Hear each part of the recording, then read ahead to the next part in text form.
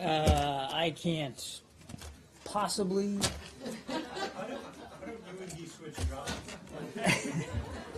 Thank you for that, Arshad. I'm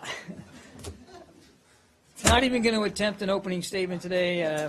We're just going to get right to it. Can we start on the internal memo that I'm sure you and everyone else in the building is now aware of?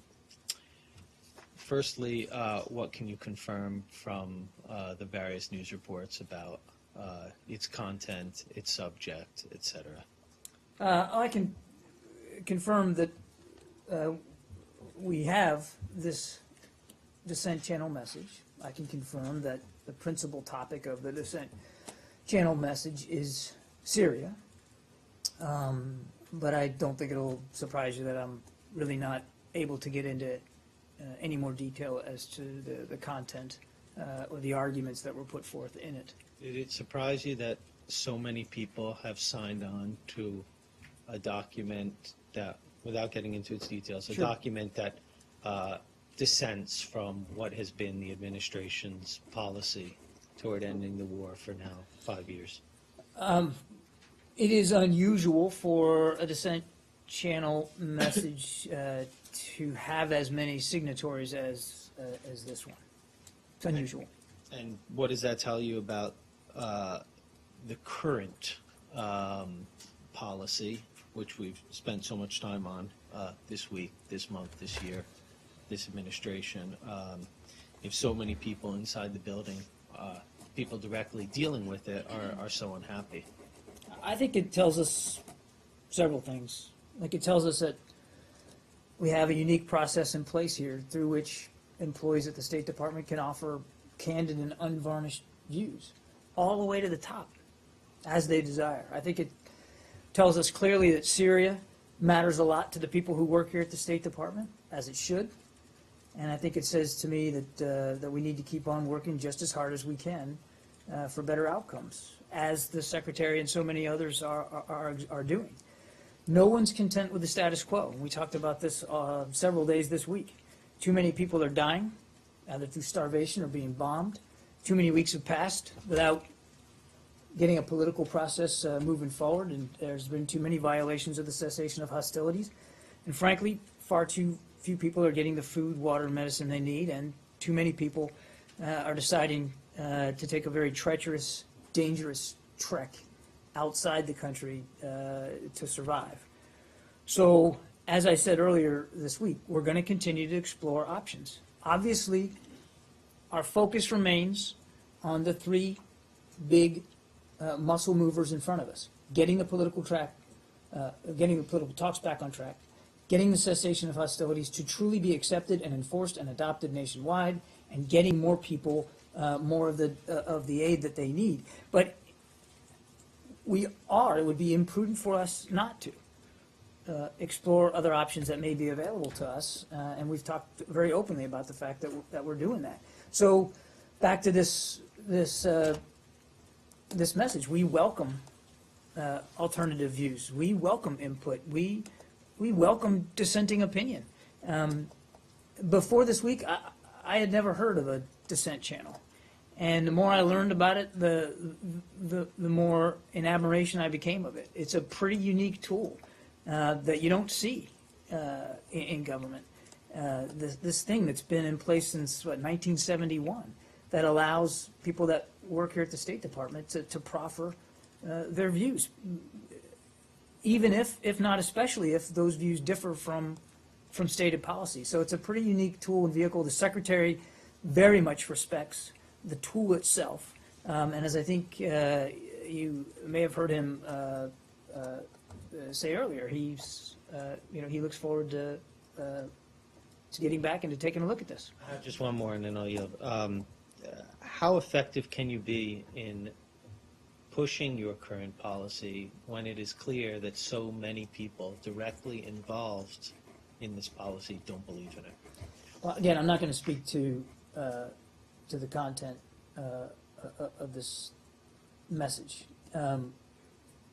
We have always said that we have to work hard at getting to better outcomes in Syria. And we have and we're going to continue to explore our options within the policy that we're pursuing, as well as options that may at this time fall outside the current policy. We have to do that. But as the President has said and as the Secretary said, as we look at other options, none of them are great options. The best option forward for Syria is a political process that leads to a transition to a government away from Bashar al-Assad, a political solution. And we still believe that a political solution is the best solution for the people of Syria and for the region. Pam? Can I ask you some thoughts on this? One, to your knowledge, has there been any change in the Obama administration's policy towards Syria not to attack Syrian government forces or targets? No. Do you expect any change in the policy as a result of this dissent? I'm not going to speculate one way or the other. Has there ever been, to your knowledge, you said it was unusual for 51 people to sign a dissent channel message. Is that the most that have ever signed a dissent channel message? I don't know. Is there a way you could take that one? I'll promise you this. I'll take the question, but I cannot promise you that we can provide that answer. This procedure, this vehicle has been in place since Secretary of State Dean Rusk was in office in 1971. I don't know that there is a continuous record of every single dissent message that has been sent forward since that time. So I don't know that we'd be able to answer that question, but we'll go ahead and take it. Typically, these are sent forward by single individuals or very small numbers. That's my understanding. And just can we be clear on when it actually began? Because Rusk, I think, was gone by '69 when the Nixon administration came in. So I don't think he was Secretary of State in 1971. I think it was 1971, Okay. and my reading of the history said that Rusk had something to do with it, but okay. I'm not going to quibble with you over the history of the program. I just want to get it right. And then on the most famous example that I'm aware of a dissenting cable, although it's not clear to me that it was in the dissent channel, is the so-called Blood Telegram of 1971, which is from the U.S. consulate in Dhaka, and it argued that the U.S. government should have done more to prevent the then unified Pakistani government from preventing massacres, and what they said was genocide against Bengalis in East Pakistan, which, as we all know, became Bangladesh. It didn't actually change the policy, but that was signed by 20 people, and so I'm interested in understanding if it's possible to get an answer if this really is far and away the most that have actually signed something. So if again, we'll take a look, Arshad, but I'm not going to promise you that we're going to have that kind of information. Why? So a couple more from me. Why do you have any sense of the? I mean, obviously they disagree with the policy, but do you have any sense of the motivations of the people who signed it? And the reason I ask is that normally one dissents with a policy when it's at an inflection or a decision point, and I don't sense that we're at an inflection point in the last 7-8 months of an administration. Do you understand why? Have any understanding as to why now? I don't. And has the Secretary yet seen it? No. And he said, I think in Copenhagen, that he planned to, or he expected to meet with some of the authors. Do you have any idea when that may happen? I don't believe that's what he said. I believe he said he was looking forward to reading it and to probably or potentially meeting with some people back here. I don't believe that he said that he had an intention to meet with the authors. Okay, I misunderstood then. And any idea when that'll happen? I don't. I don't have any updates on the schedule. You make a good case for the respect you have for this as an alternative source of opinions. If the authors of the dissent, though, were confident that the dissent channel was the right place to put this, why did they also leak it to the Wall Street Journal and the New York Times? I have no idea how this message made its way into the public domain. I have no idea how that happened. Sorry? Could I just ask you on the diplomatic part of it? I mean, they say 50 diplomats. Are they diplomats, the way we understand diplomats to be, or are they just mid-level employees? I mean, what is the difference here in your definition? I want to understand. Look, I'm not going to speak to the identities, obviously, of the authors or describe or characterize their employment here at the State Department. I think if you were to ask Secretary Kerry, he would tell you that all of us here at the State Department are diplomats in our own right. But I'm not going to get into characterizing each individual, what their job is, and characterizing that in terms of diplomacy. And they are all sort of responsible for the Syria desk, or do they? I'm not going do to they talk. cover- I'm not going to provide any additional information about the authors of this message. And let me just ask you to pontificate, if you would. I mean, you know, on the issue of striking Syria or striking Assad, to what end, in your view? I mean, what is the desired outcome for such a? I'm not going to talk to the content of the message that was sent forward. And as I said, separate and distinct from that, we continue to be focused on the core elements of our policy in Syria, which is to try to get the political discussions back on track, try to get a cessation of hostilities nationwide enforced, and get humanitarian assistance to so many desperate people in need. We continue to believe that a political solution is the best solution for the people of Syria. And finally, is it just coincidental that this came out a day after the statement made by Secretary Kerry on his patient running out? I know of no connection. Yeah. How is the State Department viewing the fact that this document was leaked to the press? Are you guys okay with that, or is there some kind of investigation pending into that? I know of no investigation as to how it ended up in the public domain, and we don't know how it ended up in the public domain.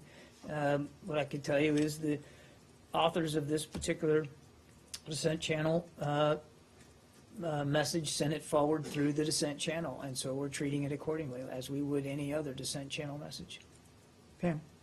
John, how does the State Department deal with the ramifications of this memo being in the public arena from a foreign policy standpoint, especially in terms of relations with allies that are also engaged in Syria? There's some initial reaction from the Russian Foreign Ministry, the Deputy Foreign Minister, reacting to the portion that showed support for strikes against the Assad regime, saying, in his view, this would be absolute madness.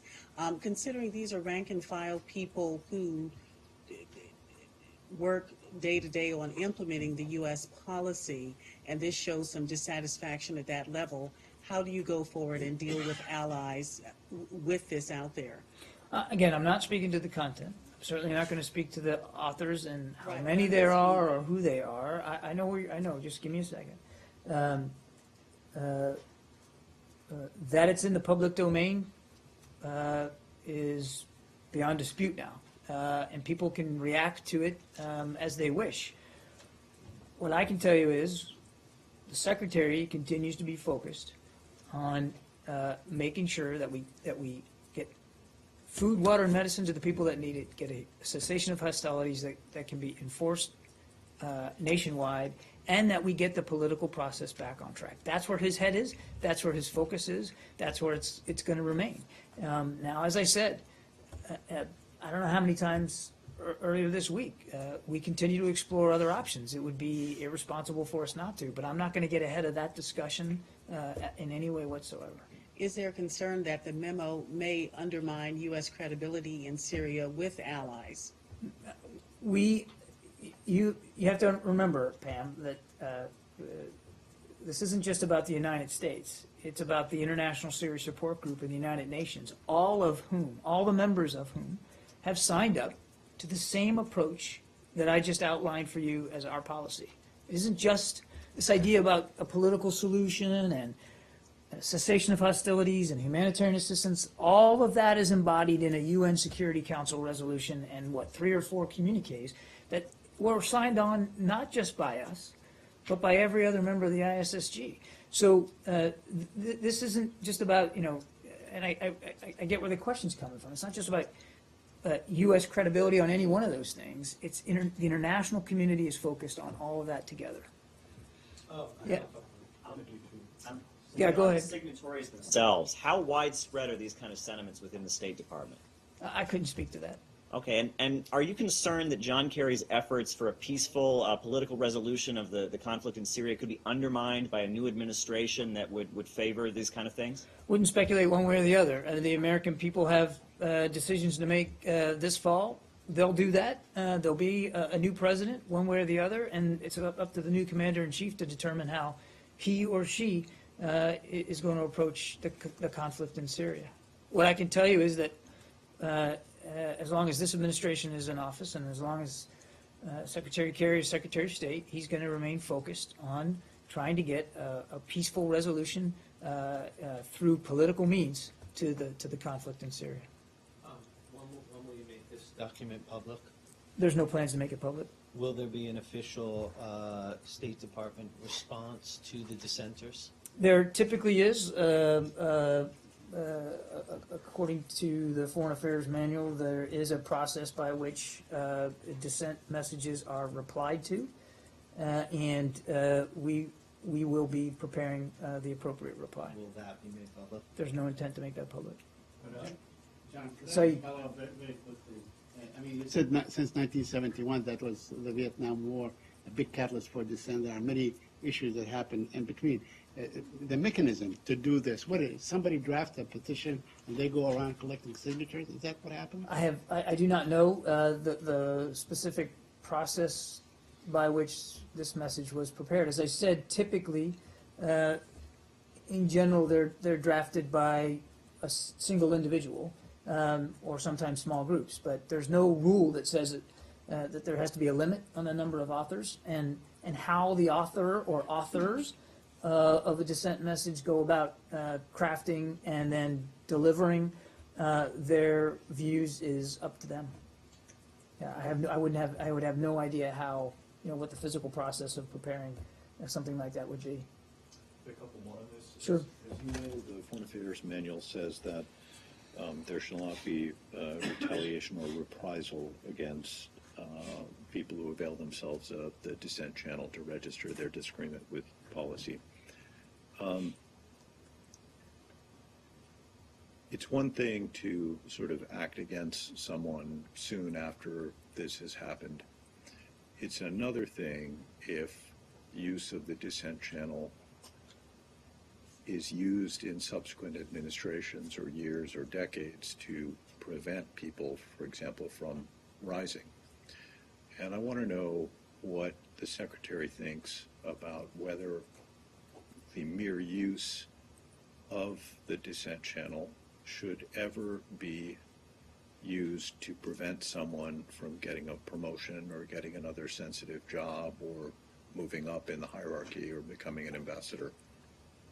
I think it's safe to say that Secretary Kerry would absolutely find abhorrent any intent or desire by anyone in this department from holding against someone for purposes of promotion or advancement their right to use the dissent channel. I mean, that's absolutely abhorrent. It's not only against the Foreign Affairs Manual, it's against all standards of ethics, conduct, and integrity, and he would never abide by something like that. Thank you for that answer. I asked the question because I've talked to two people in the building today already who talked about the fear that this could happen, and because Archer Blood never made ambassador and was in fact systematically, prevented from moving up, as I understand it. And because Fred Hoff, who's well known in this building and well known in the U.S. Syria policy community, also talks about in a public statement about how these people have risked their careers by doing this. So to the extent that there are anxieties out there that this is going to hurt these people in their careers, your view is that the Secretary would not tolerate that? Not one bit. Okay. I can assure you that no one has risked anything by submitting a dissent message with respect to Syria or any other policy that the State Department pursues. That is the purpose for the dissent channel. Okay, a couple of other very quick ones. Is it your understanding, it's my understanding that what was leaked was a draft, not the actual memo and that it was leaked before it had gone through the classification process. Is it your view that leaking something while it's a draft and before it's been classified is a violation of the letter of State Department rules, even if it isn't a violation of the spirit, even if it is of the spirit? I couldn't possibly speak to the, again, the process by which this got into the public domain. We keep talking about leaks here. I don't know that that's what happened. We do not know, and nor are we particularly interested in how the contents of this dissent channel message made its way into the public domain. What we are interested in doing is preserving the sanctity, the integrity of the dissent channel process through which this was submitted. And it was classified by the authors, I might add. And so we're going to respect that too. And just as critically, back to Brad's question, we're going to respect the process by preparing the appropriate response as we should. And then just two quick ones. When did the department receive the dissent channel? Was it yesterday, as some of the published reports To the said? best of my knowledge, we received it yesterday. Okay, and then the last one, you've made the argument, today and many, many days in the past, that the administration believes that a political solution is the best solution, is the only solution. Indeed.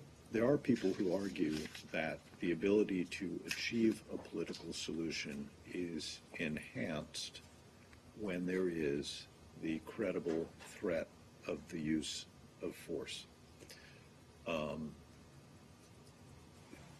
Does the department believe that there has not been, particularly since the decision not to carry through with airstrikes in 2013 over the Assad government's use of chemical weapons, that there has not been a credible threat of the use of military force against the Assad government, and that the absence of such a credible threat has made it harder to negotiate, force through, achieve a political solution?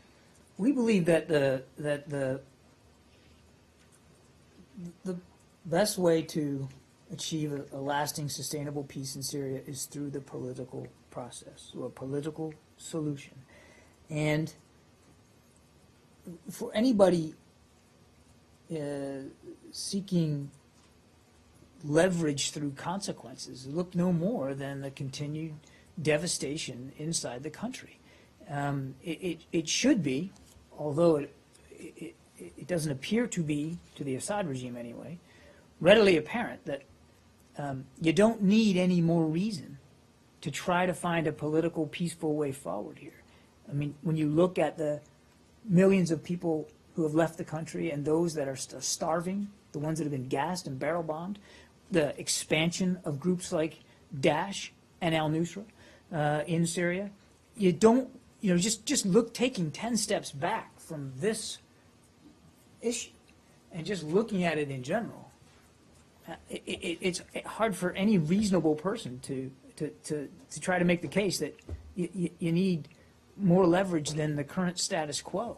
But the question goes more to less what is the horror of the status quo. The question goes more to whether your diplomacy to achieve a political solution would be more effective if the Assad government, which clearly is unmoved by the current status quo, felt in any way threatened by the possible use of military force. That's really the question. Again, without speculating as to other potential options here, none of which, as the president has said, are great options. It's puzzling to see. It's certainly discouraging to see that the Russians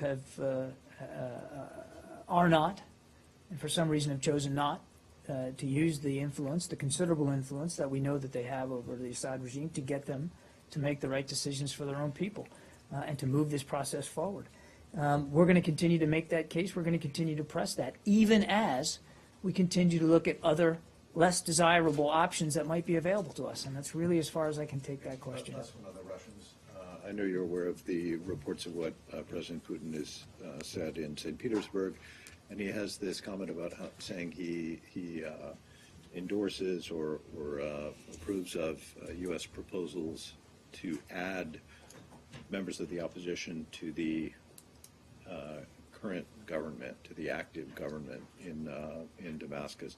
Is there any U.S. proposal for opposition members to join the Assad government or a government in which Assad remains in power? No, Okay. Do you have any idea what he's talking about? no.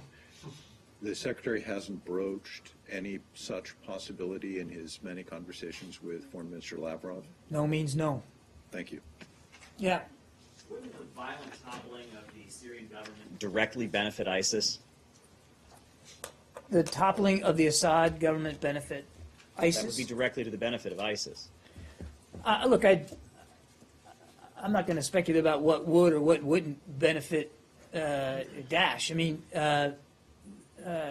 to some degree, and the Secretary's talked about this, there's a symbiosis between the Assad regime and Daesh, and he's said that many, many times. It is through Assad's brutality that Daesh has been able to fester and grow into ungoverned spaces. And one of the things that we've talked about routinely, although we haven't said it, we haven't talked about it recently, is that we understand that while the future of Syria cannot include Bashar al-Assad, as we work through this political process to a transitional governing body, we recognize that some institutions of government, for instance, the security forces, in some form or fashion, has got to stay intact, so that there isn't a complete collapse of an appropriate governing infrastructure inside the country as we work through this very difficult transitional process. If the Syrian government were to just immediately fall, what would happen to Syrian Christians? What would happen to Syrian Alawites? No, look, I'm not going to engage in hypotheticals about a situation that we're actually obviously trying to avoid. It isn't about the fall of the regime. We are trying to get to a transitional process of governance that preserves even some of the existing infrastructure going forward, but that at the end of that process gets us to a government that is put in place by the Syrian people, with their voices being heard, and it doesn't include Bashar al-Assad. Well, are you aware of the statement made by President Putin to actually warning the United States not to target Assad that was made today? I haven't seen that particular comment. How would you react to such a warning? There isn't any U.S. efforts to target Bashar al-Assad, Saeed. That's not part of the calculus. I've been standing up here now for 15, 20 minutes saying that we're trying to work through a political process, a transitional process that is Syrian-led. That's the goal. That's still the policy. That's still what we're pursuing. Can I just clarify one thing about the Dissent Channel memo? The Foreign Affairs Manual does, as I understand it, call for disciplinary action against people who share Dissent Channel messages with unauthorized personnel. But are you saying that there will be no attempt made to find out who leaked this memo and discipline that We're person? not, I can't speak to, and we're not focused on how it made its way into the public domain. It came to us yesterday through the Dissent Channel process. We are going to protect the sanctity of that process, and our focus is on the moment it came through the Dissent Channel process. It became a Dissent Channel message, and it's from that time on that we're focused in terms of protecting the sanctity of the process and the content of the material of the message. Okay? Turkey. I never thought that I'd be glad to get to Turkey. Oh no, you're dragging me out. Go ahead. John, I don't understand. The Secretary calls this an important memo that was sent, but everything you're saying here today is very similar to what has been said for months. Is there any chance that this memo will lead to a modification in U.S. policy? As I said, Carol, no one is content with the status quo of what's going on in Syria. And even as we continue to pursue what you guys have commonly referred to as Plan A, right? Political process, cessation of hostilities, humanitarian, a political solution. even as we continue to pursue that, we are, as we must, because it would be irresponsible if we didn't, look at other options. None of those other options are better than the one we're pursuing. But that doesn't mean we're not going to look at them and the potential for them.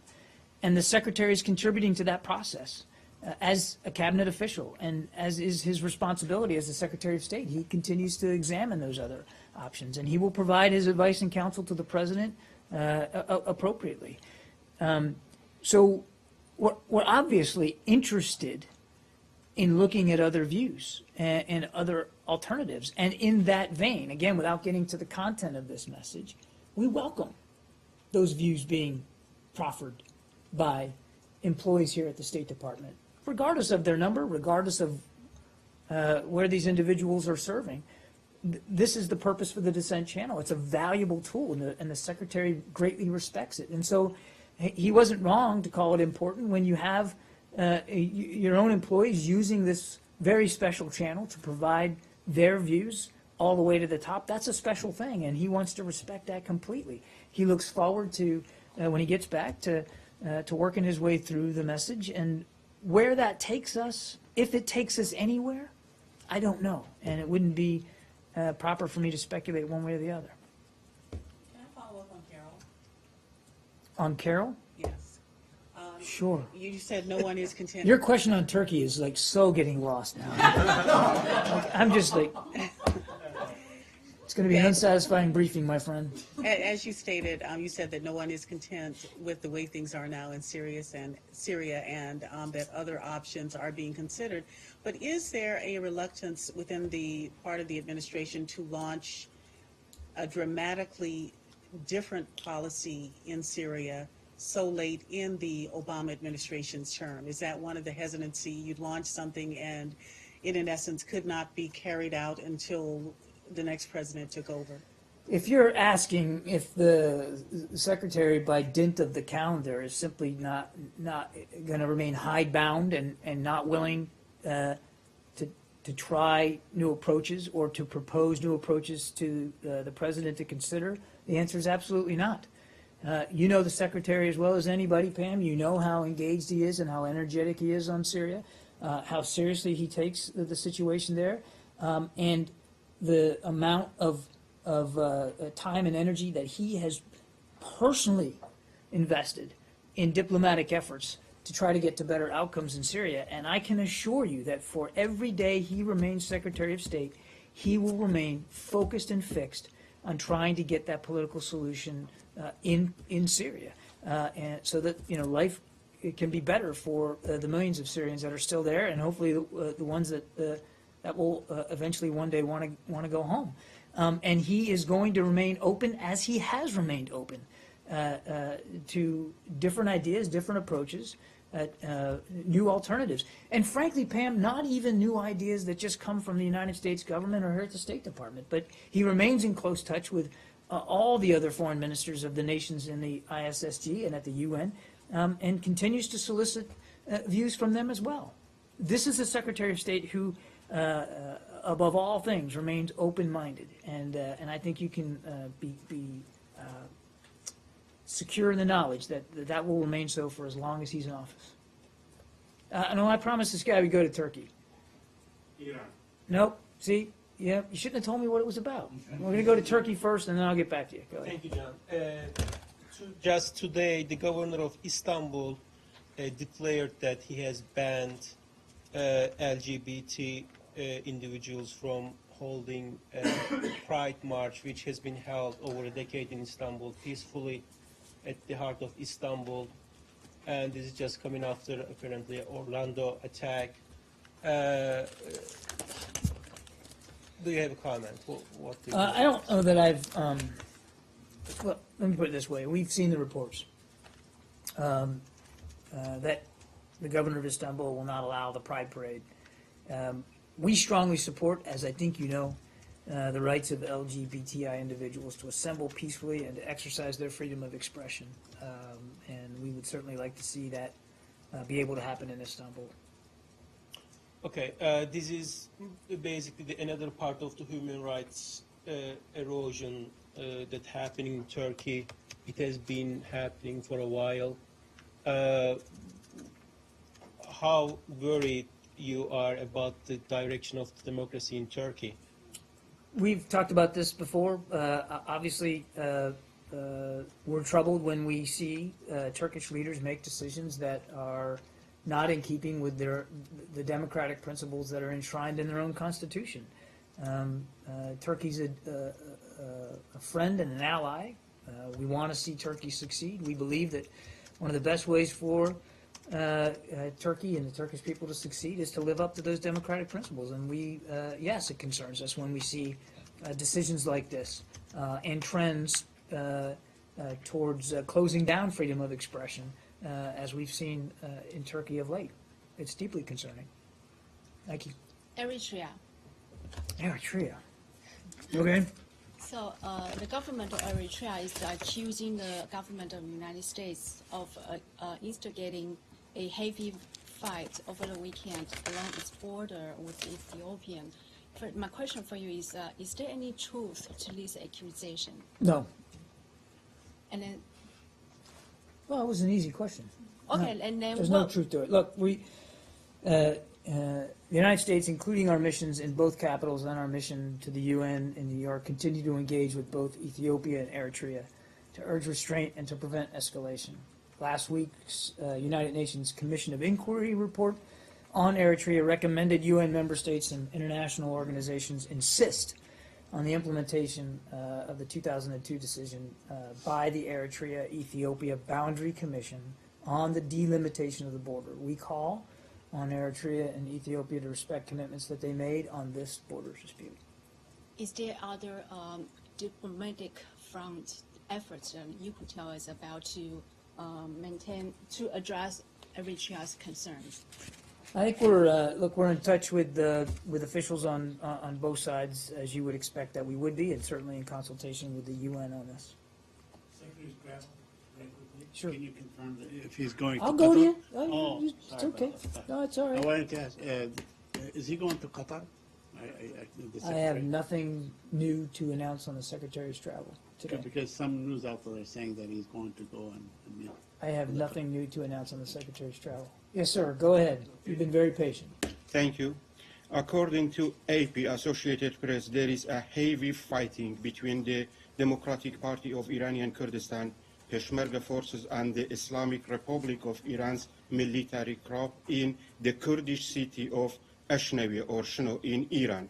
I would like to know whether you have any information on this, and if you what can you tell us in this regard? No, and therefore no. I don't have any information on this. Sir? Okay. I have two questions on Ukraine. The first one is regarding Crimea. As we know, the EU agreed on Friday to extend for 1 year its sanctions against Russia over the annexation of Crimea. Could you comment, what does it mean for the efforts to restore borders of Ukraine and post-war Europe? We welcome the European Union's decision today to roll over sanctions that are enacted in response to Russia's attempted annexation of Crimea. Our own sanctions related to Crimea will remain in place as long as Russia's occupation continues. And we are heartened to see that our friends and allies in the EU have decided to extend their own sanctions for another year. Our view's well known. Crimea is and will always remain a part of Ukraine.